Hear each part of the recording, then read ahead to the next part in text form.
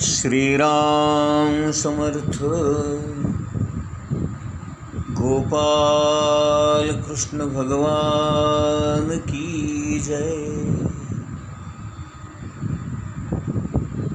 अशा प्रकारे आपण देहापासून आणि देहाच्या सुखदुःखापासून अलिप्त व्हायला शिकलं पाहिजे.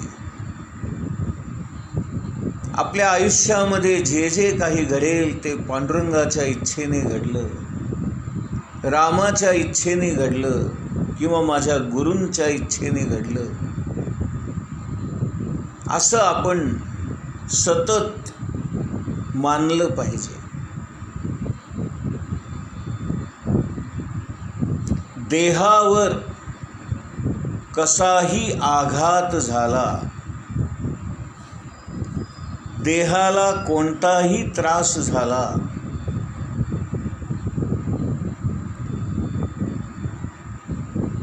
देहाला कोणत्याही प्रकारचा ताप झाला, तरी सुद्धा आपण सहन करायला शिकलं पाहिजे, शांत राहायला शिकलं पाहिजे. यालाच भक्ती मार्ग म्हणतात. तुझी इच्छा, तुझी इच्छा, आणि याच्या पुढे जाऊन तू जे करशील ते योग्यच आहे आणि माझ्या कल्याणाचंच आहे असं मानणं म्हणजे संपूर्णपणे आपण भगवंताला शरण गेलो असा तो भाव निर्माण होतो. गुरु नानक म्हणायचे, जो प्रभु किन्हो सो भले मानो, यह सुमती साधू संगती से पाई. नानक म्हणतायत, साधू सज्जनांच्या संगतीनेच मला अशी शुद्ध बुद्धी प्राप्त झाली, सुमती प्राप्त झाली की परमात्मा परमेश्वर जे काही करतो ते माझ्या कल्याणाचंच आहे. यालाच सांख्य मार्ग म्हणतात किंवा यालाच ज्ञान मार्ग असंही म्हणतात.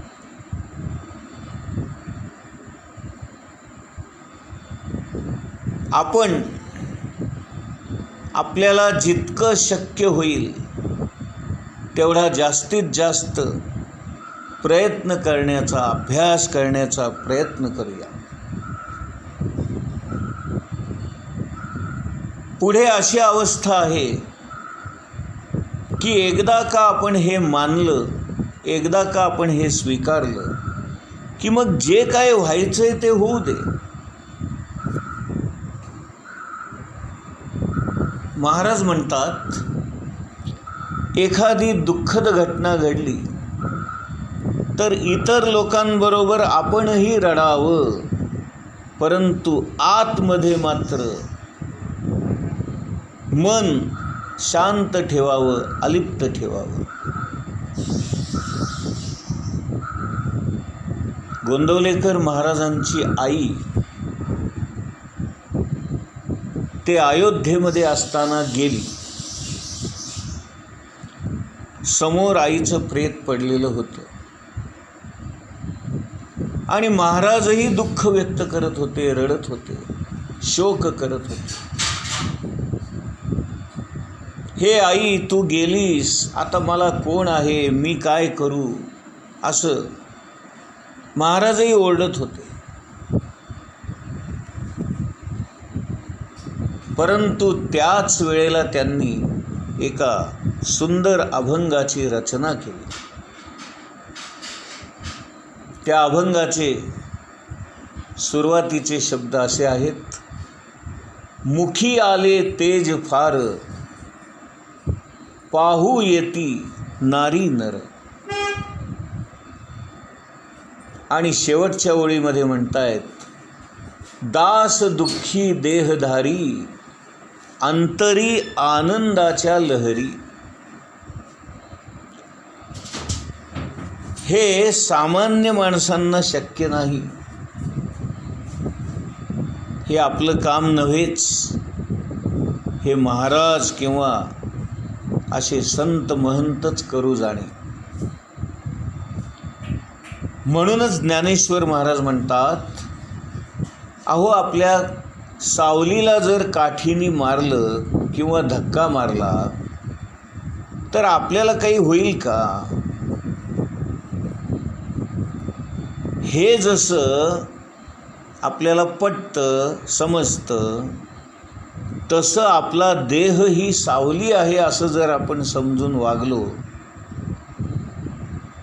तर आपला जो आतमध्ये खरा मी आहे त्याला या सुखदुःखांचा कोणत्याही प्रकारचा धक्का लागणार नाही.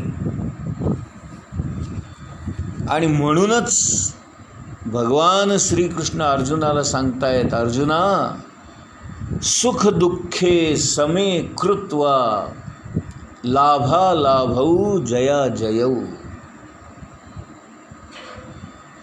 आणि ज्ञानेश्वर महाराज म्हणतायत, परमार्थामध्ये माणूस असा भक्कम मनाचा पाहिजे, धीर गंभीर पाहिजे.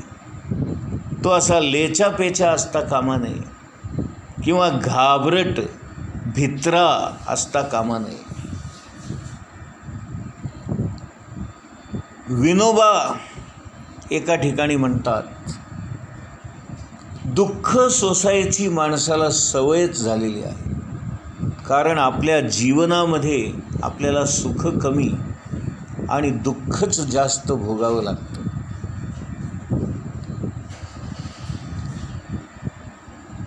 त्यामुळे आपल्याला दुःख सोसायची सवय झालेली असते. पण खरी गरज आहे आपल्याला सुख सोसता आलं पाहिजे. अचानक सुख मिळालं, अचानक पैसा मिळाला, अचानक वरची जागा मिळाली, अचानक काही गोष्टी आपल्या मनासारख्या घडल्या तर आनंदाने हुरळून न जाता हे सुख सहन करायला शिकलं पाहिजे, सोसायला शिकलं पाहिजे. कारण फार आनंद होणं हे सुद्धा एक प्रकारचा धक्काच आहे. आणि अशा आनंदी धक्क्यामुळे सुद्धा माणसं मरतात बरं का. काही लोकांना हे आनंदी धक्के सहन होत नाहीत, मरतात माणसं. आता आपण पुढची ओवी बघूया, 141. का पूर्ण कुंभ उलंडला, तेथ बिंबाकारू दिसे भ्रंशला, परी भानू नाही नासला तयासवे. ज्ञानेश्वर महाराज म्हणतायत, एक पूर्ण कुंभ म्हणजे मडकं किंवा माठ पाण्याने भरलेला आहे आणि त्यामध्ये सूर्याचं प्रतिबिंब पडलेलं आहे. हा जर कुंभ फुटला किंवा उलटा झाला तर आत असणारं पाणी सांडून जाईल आणि पाणी सांडून गेल्यामुळे त्या कुंभामध्ये असणारं प्रतिबिंब नाहीसं होईल. प्रतिबिंब नाहीसं झालं तरी मूळ बिंब म्हणजे आकाशातला जो सूर्य त्याला काही धक्का लागतो का? सूर्य आहे तसाच असतो. अगदी या उदाहरणाप्रमाणे आपला देह हा जणू काही कुंभ आहे किंवा मडकं आहे आणि या कुंभामध्ये किंवा या मडक्यामध्ये वासनाचं, इच्छाचं अपेक्षांचं पाणी भरलेलं आहे आणि त्या पाण्यामध्ये मूळ परमात्मा जो आहे त्याचं प्रतिबिंब पडलेलं आहे आणि त्या मूळ परमात्म्याचं प्रतिबिंब म्हणजे आपल्या देहामध्ये असणारा हा जीव. आता मडकं जर फुटलं किंवा उलटं झालं म्हणजेच आपला देह पडला किंवा मेला की प्रतिबिंब नाहीसं होतं. म्हणजे त्या देहामध्ये असणारा हा जीव नाहीसा होतो किंवा बाहेर पडतो. आणि जीव जरी त्या देहामध्ये असला काय आणि गेला काय तरी त्या मूळ आत्मस्वरूपाला कुठल्याही प्रकारचा धक्का लागत नाही. हा जो घटाचा किंवा या कुंभाचा मडक्याचा हा जो दृष्टांत दिलेला आहे याला वेदांतामध्ये बिंब प्रतिबिंब वाद असं म्हणतात आणि हा वाद मोठा प्रसिद्ध आहे. ज्ञानेश्वर महाराज म्हणतायत परमात्म स्वरूप जे आहे ते अंतिम सत्य आहे, सद्वस्तू आहे, तिला कुठल्याही प्रकारच्या मर्यादा नाहीत. तो शिव आहे आणि तोच प्रतिबिंब होऊन जीव होऊन या देहामध्ये आला. वास्तविक पाहता देहामध्ये आला हे म्हणणं सुद्धा चुकीचं आहे. कारण देह आहे म्हणून तो देहामध्ये आला असं म्हणावं लागतं. वस्तुतः तो कुठेही जात नाही, कुठेही येत नाही. का? कारण तो सगळीकडे आहेच. आत्ता या क्षणी आतही आहे आणि बाहेरही आहे, त्यामुळे त्याला आत बाहेर असं जावं लागत नाही. आणि तो या देहामध्ये आहे हे म्हणणं सुद्धा चुकीचं आहे. कारण आपण त्याला कोंडून घातल्यासारखं होईल, त्याच्यावर मर्यादा आणल्यासारखं होईल. वास्तविक पाहता हा जो आत्मा आहे किंवा हा जो जीव आहे त्याला कुणी कोंडूनही घालू शकत नाही किंवा त्याला अडवूही शकत नाही किंवा त्याला मर्यादा घालू शकत नाही. बिंब प्रतिबिंब वाद हा प्रसिद्ध वाद आहे. आपला देह म्हणजे घट आहे, त्यामध्ये वासना, इच्छा, अपेक्षा यामध्ये त्या मूळ परमात्म्याचं प्रतिबिंब उमटतं आणि त्यालाच आपण जीव म्हणतो. या जीवाचा त्या मूळ शिवाशी एकरूप होण्याचा सतत प्रयत्न चालू असतो. ज्ञानेश्वर महाराज म्हणतायत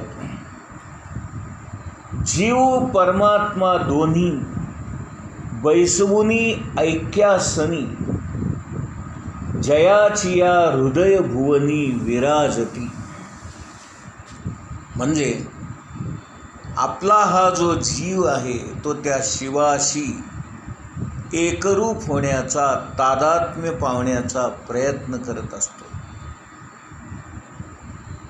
गोकुळामध्ये भगवान श्रीकृष्णाविषयी सुद्धा असाच भाव त्या गोपिकांच्या मनामध्ये होता.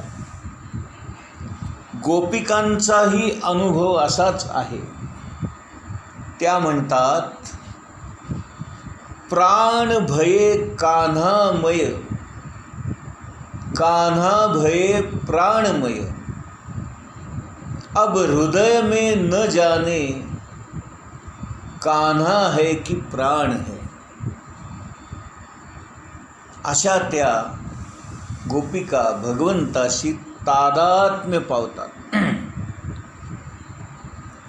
आणि तुकाराम महाराजांनी त्यांचा अनुभव आपल्या एका अभंगामध्ये लिहून ठेवला आहे.